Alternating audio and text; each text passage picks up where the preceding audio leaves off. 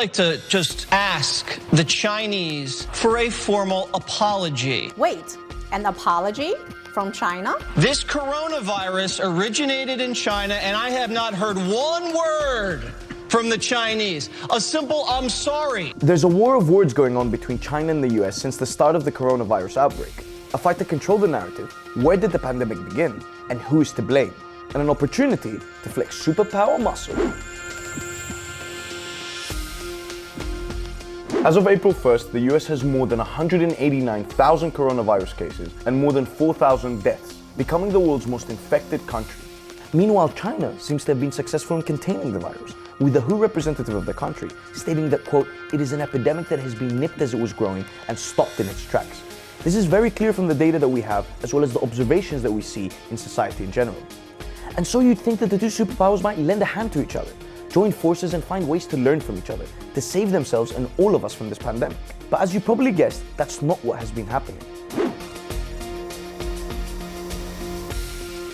All these different horrible diseases, they seem to come with a name, with a location.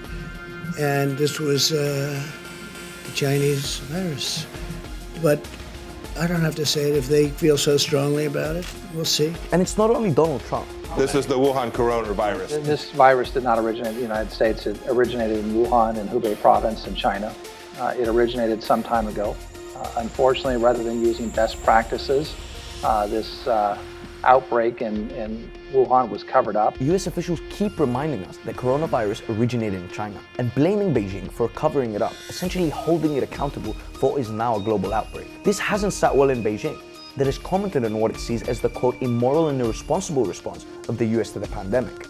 A foreign ministry spokesman, Li Jinzhao, added fuel to the fire, tweeting that, quote, "it might be the US Army who brought the epidemic to Wuhan. Be transparent. Make public your data. The US owes us an explanation." Now, nearly 250 US athletes were in Wuhan October last year, alongside athletes from 100 different countries who took part in the World Military Games. Chinese media claimed that the US contingent stayed at the Wuhan Oriental Hotel, 300 meters from the seafood market where it's thought that the outbreak started. 5 of the US troops reportedly developed a fever on October 25th and were taken to an infectious diseases hospital for treatment. 42 employees of the Oriental Hotel were reportedly diagnosed with COVID-19, becoming the first cluster in Wuhan. At the time, China claims only 7 people from the market had been diagnosed and treated before the hotel staff. All 7 had contact with the 42 from the hotel. The reports assert that the American military games team trained near US Army laboratory at Fort Detrick that studies deadly infectious material. Now, the catch-22 of course is that the laboratory was closed by the CDC last July, citing safety concerns. And China questions the US's transparency over the matter. Outside of China, researchers are also investigating the possibility of COVID-19 existing way before the first known case in Wuhan, China. In turn, some US commentators and politicians have their own theories beyond the mainstream idea that it originated in a market in Wuhan.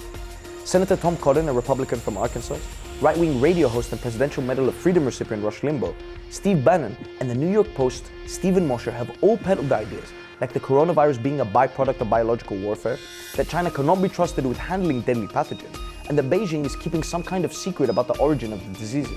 We also know that just a few miles away from that food market is China's only biosafety level 4 super laboratory that researches human infectious diseases. Now, we don't have evidence that this disease originated there, but because of China's duplicity and dishonesty from the beginning, we need to at least ask the question to see what the evidence says, and China right now is not giving any evidence on that question at all. However, this tit-for-tat media war diverts from proven scientific evidence that the disease is new and cannot have been engineered by humans.